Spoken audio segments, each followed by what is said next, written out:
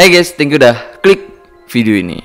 Oke, kali ini kita akan bahas pembahasan yang gila banget menurut aku soal kebun binatang. Biasanya nih kebun binatang itu kan mempertunjukkan hewan-hewan yang jarang kita lihat kan. Tapi nih ada kebun binatang yang bukan cuma mempertunjukkan hewan aja, tapi juga manusia yang berasal dari suku-suku primitif. Nah, mereka yang dijadikan objek ini itu dipertontonkan di kebun binatang dan diperlakukan layaknya hewan lah di kebun binatang itu.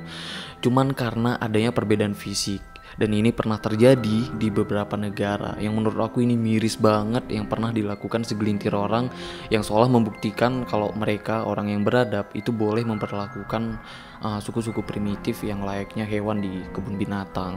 Oke, langsung aja kita bahas gimana kejadiannya soal kebun binatang manusia ini.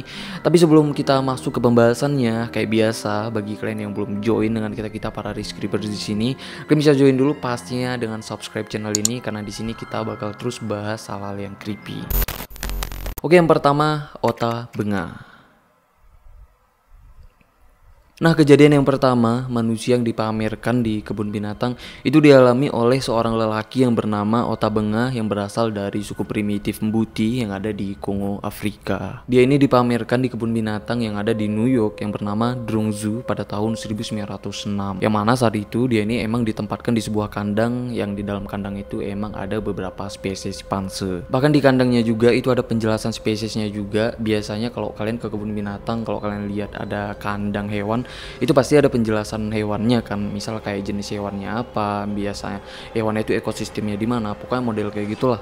Nah, Ota Benga ini juga itu ada penjelasan spesiesnya yang mana di situ emang menjelaskan umurnya berapa, beratnya berapa, tingginya berapa, sampai kebiasaan dia ini itu dijelaskan di papan kandangnya loh. Yang mana Ota Benga ini emang dianggap bener-bener hewan langka gitu yang dipertontonkan dengan orang-orang.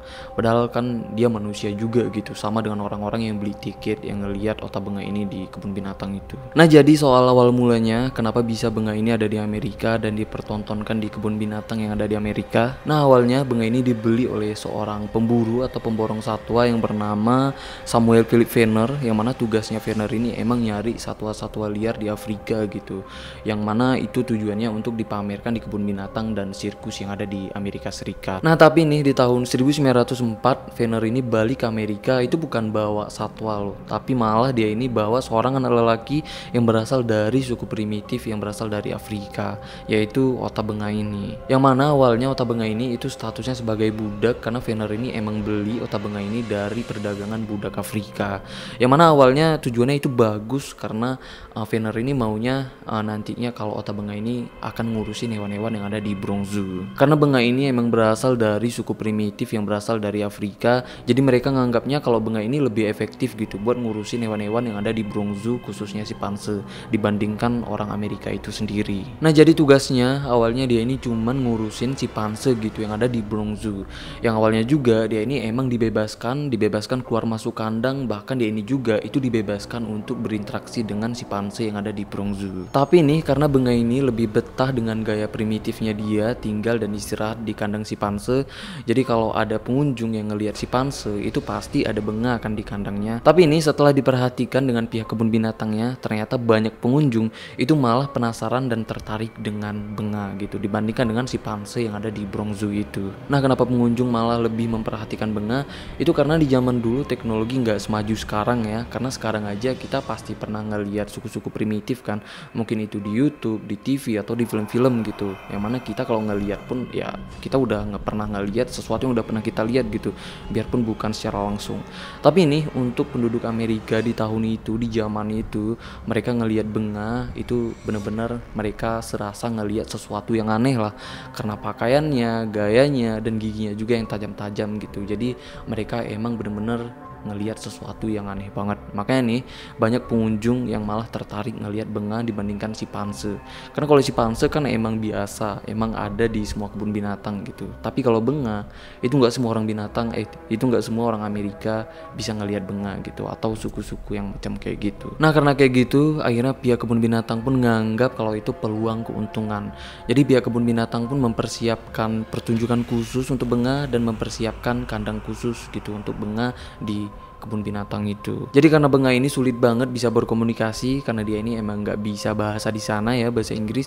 Jadi dia ini emang iya aja gitu pas disuruh pihak kebun binatangnya untuk tidur di suatu tempat yang mana itu sebenarnya kandang, dan di kandangnya itu juga itu ada penjelasan spesies yang kayak aku ceritakan itu tadi. Tapi nih setelah beberapa bulan itu kebun binatangnya emang sukses banget lah membuat hiburan yang mana itu pertunjukan Benga ini gitu ke penduduk di sana, dan itu emang bener-bener dianggap suatu hiburan dan dianggap sesuatu yang baru gitu yang ditunjukkan. Lalu nih pada tahun 1906 Brongzhu akhirnya dikritik keras dengan media-media Amerika yang berasal dari kubu Amerika Afrika dan berasal dari komunitas gereja berkulit hitam di seluruh Amerika. Itu protes keras karena mereka nganggapnya kalau itu semacam merendahkan suatu golongan atau ras, dan mereka juga nganggap itu semacam menentang budaya Kristen yang ada di Amerika, karena secara nggak langsung itu udah menjauhkan penduduk Amerika dari budaya Kristen dengan Darwinism. Karena kan evolusi manusia yang berasal dari monyet itu emang teori berasal dari Darwin kan, dan sedangkan teori itu sangat ditentang dengan komunitas Kristen yang ada di Amerika Serikat pada saat itu. Dan seluruh komunitas gereja berkulit hitam yang ada di Amerika pun saat itu melaporkan soal ini ke wali kota New York, dan nggak butuh waktu lama ya, karena masih di tahun itu juga wali kota pun akhirnya nerima protesnya ini, dan wali kota pun akhirnya memerintahkan untuk membebaskan Benga dari kebun binatang itu. Dan akhirnya Benga ini pun dibebaskan, yang mana dia ini pun layak gitu kan kayak penduduk-penduduk yang ada di sana juga, dan dia ini juga secara tampilan dan bahasa juga itu emang diedukasi untuk bisa beradaptasi di tempat tinggalnya yang ada di New York. Tapi nih sebenarnya aku rada-rada ngeri sih bahas soal ginian, karena ini nyangkut soal golongan dan ras gitu. Jadi ini bisa jadi sensitif banget kalau kalian salah paham gitu dengan apa yang udah aku ceritain. Jadi nih aku lurusin dulu ya, sebenarnya nih apa yang dilakukan dengan kebun binatang itu bukan berarti mewakili semua orang berkulit putih, enggak ya. Itu cuma dilakukan dengan segelintir orang aja gitu yang cuma mau dapat keuntungan secara finansial dengan memanfaatkan situasi. Jadi enggak semua orang yang berkulit putih itu merendahkan kaum berkulit hitam, enggak juga ya. Bahkan nih ada beberapa media yang berasal dari Amerika Afrika yang juga berasal dari berkulit putih itu juga nganggapnya kalau apa yang udah dilakukan dengan kebun binatang itu emang perilaku yang diskriminatif yang dianggap telah merendahkan suatu golongan atau ras, yang mana mereka juga nganggapnya itu sebagai musuh lah dari kemanusiaan. Jadi mudah-mudahan kan bisa dewasa lah ya nanggapinya, karena kok kalian bocah gitu nanggapinya aku juga ntar jadi bahaya loh. Oke lah, kita lanjut lagi. Selanjutnya ini ada kebun binatang Brazil. Soal adanya kebun binatang manusia, ternyata ini bukan terjadi di New York aja ya, tapi juga ada terjadi di Belgia, tepatnya di kota Brazil. Pada tahun 1958, saat itu pemerintah Belgia itu semacam membuat pertunjukan lah yang memamerkan orang-orang Kongo di Belgia. Yang mana saat itu Kongo ini emang negara jajahnya Belgia. Pertunjukan itu emang cukup menarik untuk warga di sana, karena saat itu penduduk Belgia pastinya jarang banget lah bisa ngelihat orang dengan gaya dan fisik yang berbeda gitu dari mereka. Jadi ini sama kejadiannya kayak Ota Benga itu tadi. Dan pertunjukan orang Kongo ini benar-benar paksaan, yang mana mereka ini dipaksa dibawa dari negaranya untuk dipamerkan di Belgia gitu. Cuman untuk merayakan kemenangan Belgia karena telah berhasil gitu menguasai tanah Kongo. Dan ratusan orang Kongo itu dibawa itu semacam hadiah perang atau hadiah dari memburu lah ya. Karena biasanya nih para pemburu kalau emang mereka berhasil gitu membawa hewan yang langka atau hewan yang jarang banget dilihat, mereka biasanya akan ngebawa hewan itu hidup-hidup gitu, yang tujuannya itu untuk dipamerkan dengan warga. Nah kejadian ini juga ini hampir sama, makanya nih kejadian ini dianggap sebagai pertunjukan kebun binatang manusia. Dan orang-orang Kongo saat itu dipamerkan di sebuah kandang dan dipisahkan dengan pagar bambu ya, yang mana itu untuk memisahkan warga Kongo dan warga Belgia gitu. Jadi saat itu masyarakat Belgia emang seneng banget lah nyaksiin pertunjukan yang kayak gitu. Bahkan orang-orang Kongo yang jadi tontonan itu emang selalu diejek ya dengan penonton di sana.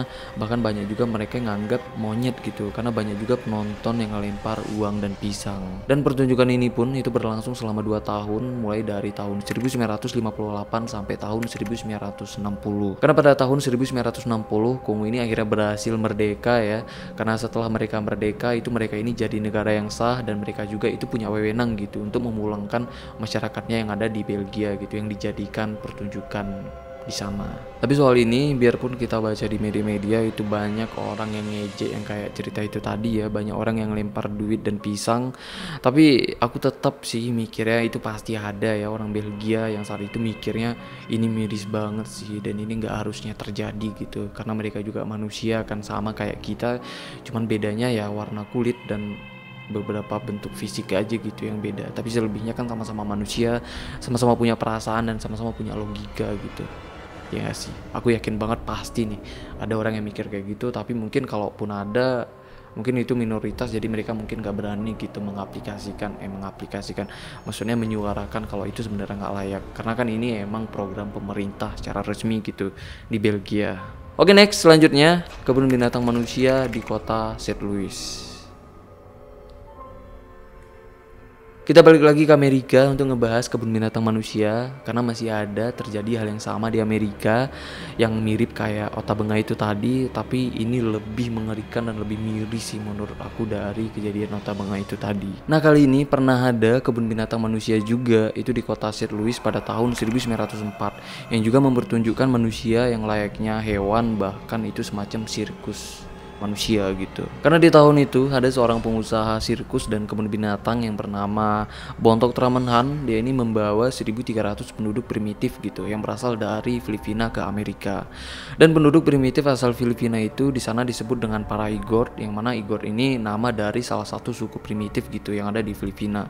Biarpun sebenarnya suku-suku primitif yang dibawa ke Amerika dari Filipina saat itu sebenarnya berasal dari beberapa suku, tapi tetap aja penyebutannya itu dianggap sebagai para Igor gitu di Amerika. Nah, para Igor ini di Amerika itu emang dipamerkan di pertunjukan kebun binatang yang ada di kota St. Louis.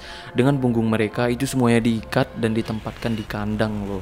Yang mana ini membatasi para pengunjung dengan para Igornya. Karena mereka dianggap sebagai makhluk yang agresif dan berbahaya. Yang secara nggak langsung mereka dianggap sebagai predator di ekosistemnya sendiri, alias mereka ini dianggap sebagai makhluk yang ada di puncak rantai makanan. Nah, pertunjukan yang kayak beginian dulunya ini sangat menarik dan menghibur pengunjung ya, karena mereka ini bisa ngelihat makhluk yang agresif gitu secara safe, padahal mereka yang dipamerkan itu kan manusia juga ya, sama kayak orang-orang Amerika gitu yang sedang nonton pertunjukan itu. Nah, karena pertunjukan awalnya udah sukses banget ya, jadi teman Hani pun coba buat pertunjukan dengan lebih seru lagi nih menurut dia, dengan memaksa para Igornya ini untuk memakan anjing dalam keadaan hidup-hidup. Yang mana saat pengunjung ngeliat ini pasti semua pengunjung shock kan dengan pemandangan yang kayak gitu, yang mana para Igor ini memakan anjing dalam keadaan hidup-hidup, dan mereka juga bakal mikirnya kalau para Igor ini emang benar-benar berbahaya dan agresif.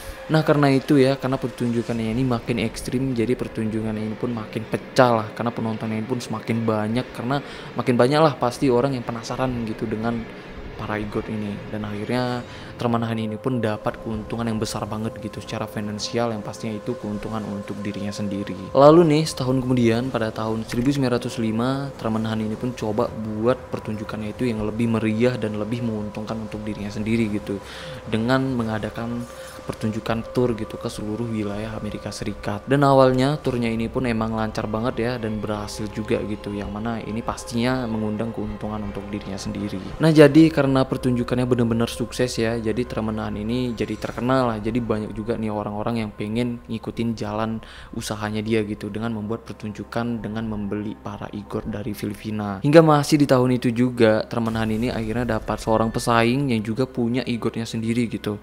Orang itu bernama Richard Snedwin, yang saat itu juga udah membuat pertunjukan Igor yang sama kayak Tramenhan ini. Nah, karena udah ada pesaingnya, jadi Han ini pun coba terus untuk kembangin pertunjukannya yang lebih gila lagi. Tapi syukurnya niatnya ini gagal, karena di tahun 1906 Han ini ditangkap dan dipenjara selama 18 bulan.